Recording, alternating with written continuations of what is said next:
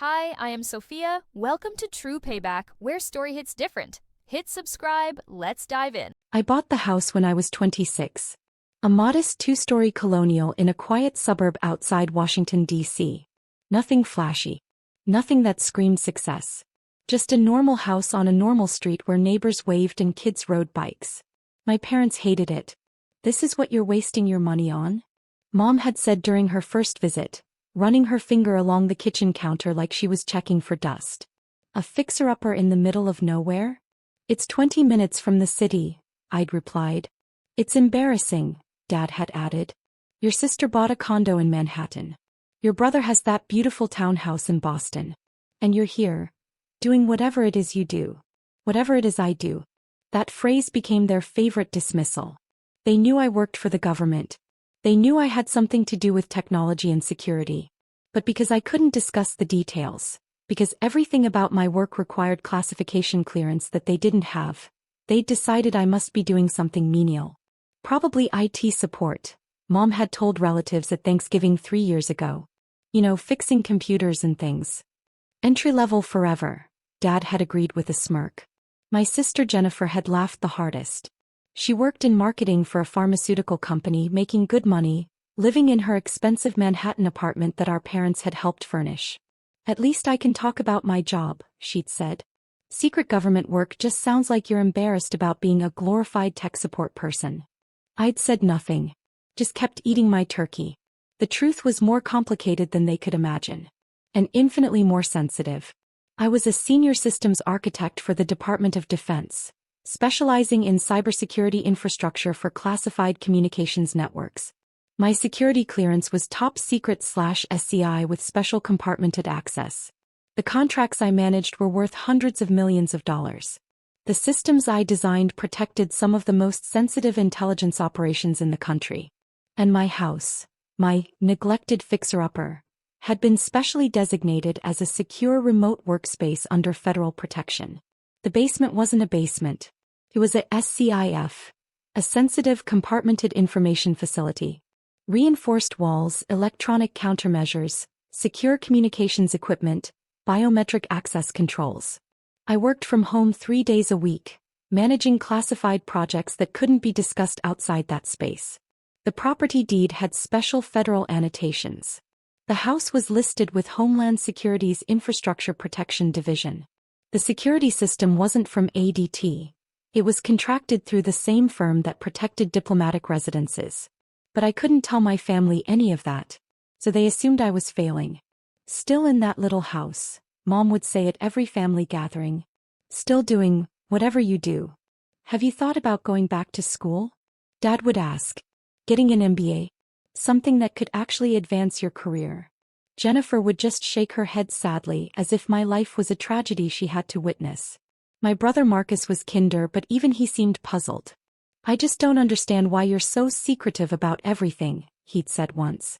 "It makes it seem like you're hiding something." I was hiding something. I was hiding the fact that I made $240,000 a year, not including bonuses. That I had security clearances that took 3 years and multiple polygraph examinations to obtain. That the little house they dismissed was a federally protected property worth $2.8 million, with $400,000 in specialized security infrastructure that the government had helped install. But I couldn't tell them. Not because of pride. Because of law. And I'd learned something important over the years. My family's dismissal was actually useful. It kept them from asking questions. It kept them from getting too curious about what I really did. It created a perfect buffer between my classified work and my personal life. Until 3 weeks ago when Mom called with her generous offer. The career trajectory happened faster than I'd expected. I'd started at the Department of Defense as a junior analyst straight out of grad school. My master's thesis on quantum encryption protocols had caught the attention of a recruitment officer. Within 2 years, I was managing critical infrastructure projects. Within 5, I was briefing Senate committees on cybersecurity threats. The promotions came with increased clearances. Each clearance came with more restrictions on what I could discuss, where I could travel, who I could associate with. My entire life became compartmentalized. Work in one box, family in another, never the two mixing. I bought the house with my first major bonus. The location was strategic. close enough to the Pentagon for emergency calls, far enough from D.C. proper to maintain operational security. When I'd requested permission to establish a home SEF, my supervisor had been supportive. "You're working on critical timelines," he'd said. "Having secure remote access makes sense." The installation took 4 months. Contractors with top-secret clearances. Inspections from security officers. Equipment that cost more than most people's cars. When it was finished, I had a workspace that rivaled most classified facilities in the government. And my family thought I was struggling. At Jennifer's wedding, a distant cousin had asked what I did. Before I could answer, Mom had jumped in. "Government work.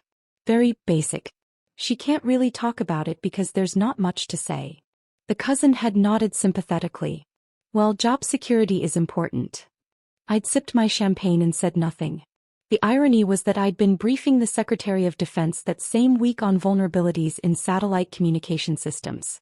My recommendations had influenced a $2.3 billion appropriation for infrastructure upgrades. I had access to intelligence that most people in government would never see. But to my family, I was the embarrassing sister who couldn't afford a nicer house. I'd made peace with it. Or thought I had. Then Mom called 3 weeks ago. I was in my office. My real office at the Pentagon, when Mom's call came through. I almost didn't answer. We weren't on bad terms exactly, but our conversations usually involved her disappointment in my life choices, and I had a classified briefing in 20 minutes. But I answered. "Sweetheart," she began, using that tone that meant she was about to criticize something while pretending to be helpful. "Your father and I have been talking. About your house. We drove by last weekend. You weren't home obviously because you're never home, and we're just concerned." I closed my laptop. "Concerned about what?" "The property looks neglected, honey. The yard needs work. The exterior could use fresh paint. We peeked in the windows and it just seems so empty. Unlived in. Because there's a classified facility in the basement that I can't explain," I thought. "Because I have motion sensors and security protocols that make the house look vacant from outside. Because everything about this property is designed to appear ordinary and uninteresting. The house is fine, Mom." "It's not fine. It's embarrassing. Your father and I have decided to help." A cold feeling settled in my stomach. "Help how?" "We're going to renovate it. While you're away on one of your work trips. It'll be a surprise. We've already contacted a contractor that Dad knows. We'll modernize the kitchen, update the bathrooms, finally make that house look like someone successful lives there." I stood up so quickly my chair rolled backward. "You can't do that." "Of course we can. You gave us a spare key years ago, remember? We still have it. And you're never there anyway, so it's not like we'll be in your way." "Mom, listen to me very carefully. You cannot enter that house without my explicit permission." She laughed. "Don't be ridiculous. We're helping you. You'll thank us when you see how much better it looks." "I'm serious. Do not enter that property." "Sweetheart, you're being dramatic. It's just a renovation. We're trying to help you because clearly you can't maintain it yourself. Your father already put down a deposit with the contractor. They're starting next week. Cancel it." "No. You need this. You've been living in denial about how run down that place is, and it's time someone helped you face reality." The briefing officer appeared at my office door, tapping his watch. I held up a finger. "Mom, I'm not asking. I'm telling you. Do not enter that house. Do not bring contractors there. Do not touch anything. We're doing this whether you like it or not," she said, her voice hardening. "Your father and I are tired of being embarrassed by your living situation. We're fixing it. End of discussion." She hung up. I stood there, phone in hand, mind racing through the implications. If they entered the house with contractors, if they tried to access the basement, if they triggered any of the security protocols. I called my security supervisor immediately. "They can't enter the property," I told Commander Patricia Walsh, Director of Facility Security for our division. "My parents have a spare key from years ago before the property was designated. They're planning to bring contractors in next week for renovations." Patricia's expression didn't change, but I saw her jaw tighten. "Have you revoked their access authorization?" "They were never given access authorization. The key is from 2019, before the SCIF installation, before the federal designation. I didn't think to collect it because I never imagined they'd try to enter without permission." That's a significant security vulnerability. I know. She pulled up files on her computer. The property has active monitoring through Covenant Security Services. Any unauthorized entry triggers an immediate response protocol. Is that still what you want? I thought about my mother's voice on the phone. Her dismissive tone. Her absolute certainty that she knew what was best for my life, despite knowing nothing about what I actually did. Yes, I said. That's what I want. You understand the consequences. If they breach the perimeter with contractors, the response will be substantial. I understand. Patricia nodded slowly. I'll flag the property for heightened alert status. I'll also contact Homeland Security's Infrastructure Protection Division to notify them of potential unauthorized access. Given the classification level of your home facility, they'll want to coordinate response. Do it. She made several calls while I sat there thinking about how this would unfold. Thinking about my mother's absolute confidence that she was helping, that she was fixing my embarrassing life. I tried calling her back. It went to voicemail. I tried Dad. Same result. I sent texts. Do not enter my house. This is not a request. No response. I sent an email. You do not have authorization to enter my property. I am formally revoking any previous permissions. Entry without explicit authorization will have legal consequences. Nothing. They'd already decided. They were going to help me whether I wanted it or not. The call came on a Tuesday afternoon. I was in a classified briefing about infrastructure vulnerabilities when my phone vibrated with an alert from my security system. Perimeter breach. Unauthorized access. Multiple individuals. Then my personal phone started ringing. I stepped out of the briefing. What did you do? Mom's voice was shrill, panicked. There are government vehicles everywhere. There are men with guns. They said we're trespassing on federal property. I told you not to enter the house. You didn't say it was federal property. You said it was your house. It's both. I told you explicitly not to enter. You chose to ignore me. We were helping you. The contractors are terrified. There are agents checking everyone's IDs. They're saying something about Homeland Security. I heard Dad's voice in the background. Tell her to call them off. This is insane. I can't call them off, I said calmly. You triggered a security protocol by entering a protected facility without authorization. What facility? It's just your house. No, Mom. It's not just my house. It's a federally designated secure workspace with classified materials. You just illegally breached a government facility. Silence. Then, you're lying. I'm not lying. I tried to warn you. You wouldn't listen. I heard multiple voices in the background now. Official voices. Ma'am, we need you to step away from the vehicle. Sir, please keep your hands visible. What is happening? Mom's voice cracked. Why are they treating us like criminals? Because you committed a federal offense. You brought unauthorized personnel into a classified facility. We didn't know. I told you not to enter. Multiple times. You chose to disregard my explicit instructions. Dad grabbed the phone. Fix this right now. Call whoever you need to call and fix this. I can't fix it. You triggered protocols that are out of my control now. You're really going to let your own parents be arrested? You're really going to ignore me when I tell you not to do something? We were trying to help you. His voice rose to a shout. Your house looked like garbage. We were trying to help you stop embarrassing this family. Something in me went very cold. Embarrassing the family. Yes.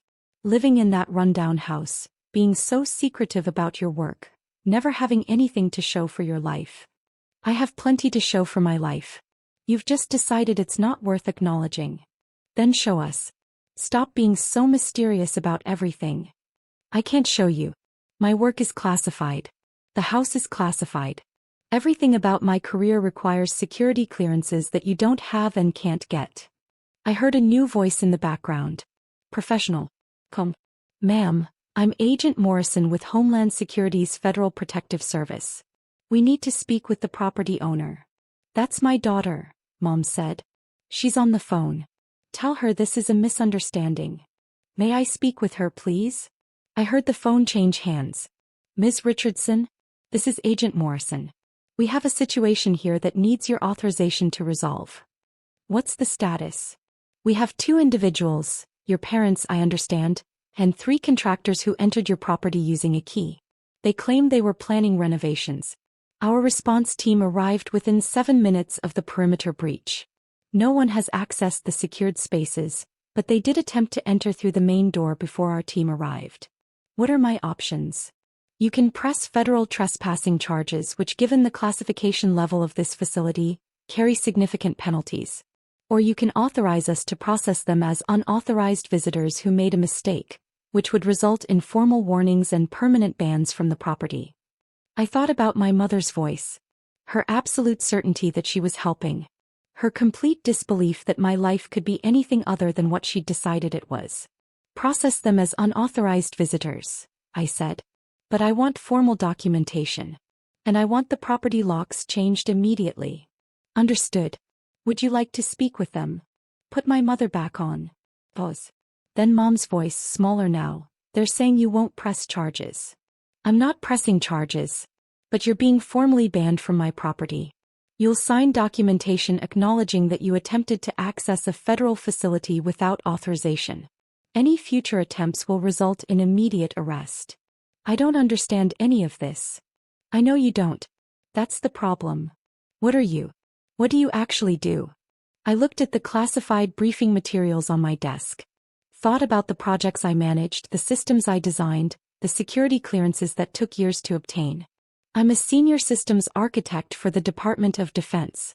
I design and manage cybersecurity infrastructure for classified communications networks. My annual salary is $240,000, not including performance bonuses. My security clearance is top secret/SCI with compartmented access.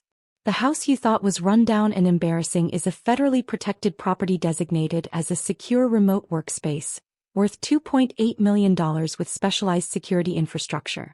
And you just tried to bring unauthorized contractors into a classified facility because you decided I was an embarrassment to the family. Silence.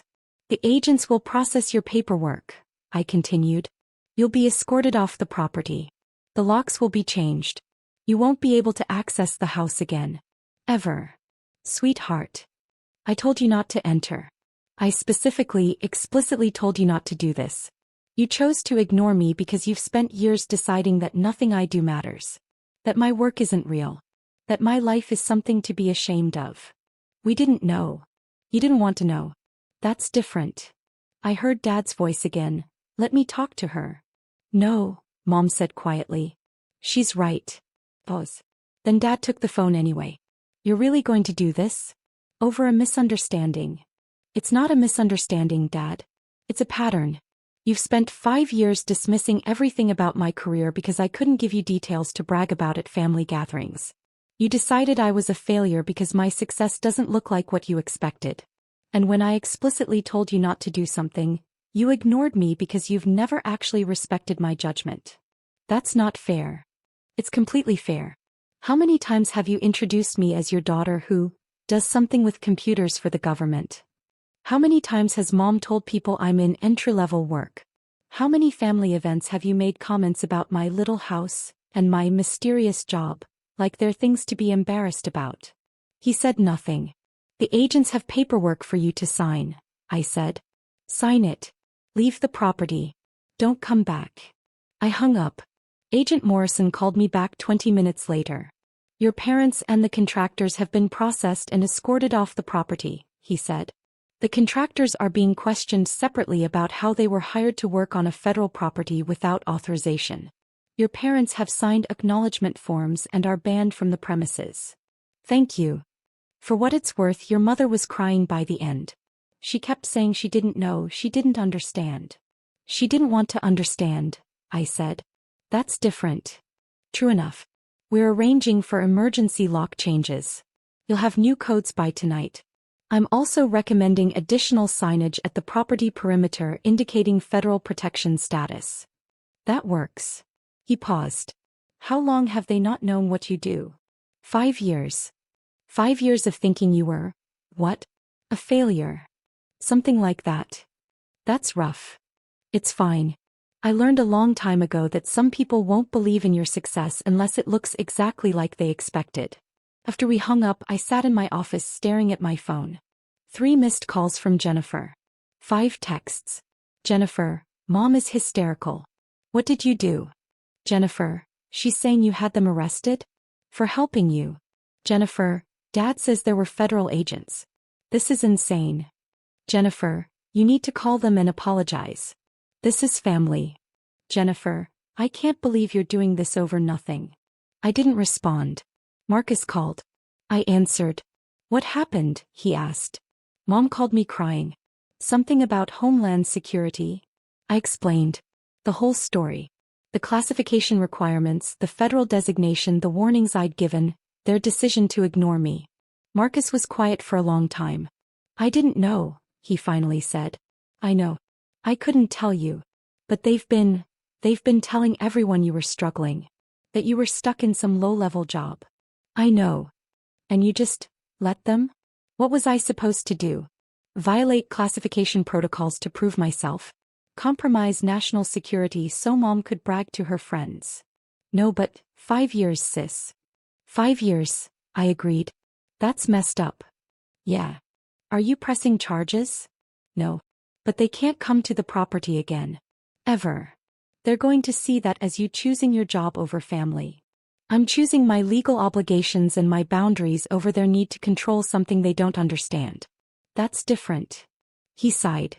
Jennifer's not going to see it that way. Jennifer thinks I'm a failure too. She just doesn't say it as loudly. She doesn't think you're a failure. She thinks I can't talk about my job because there's nothing worth talking about. She's told me that. Multiple times. Hey. Fair point.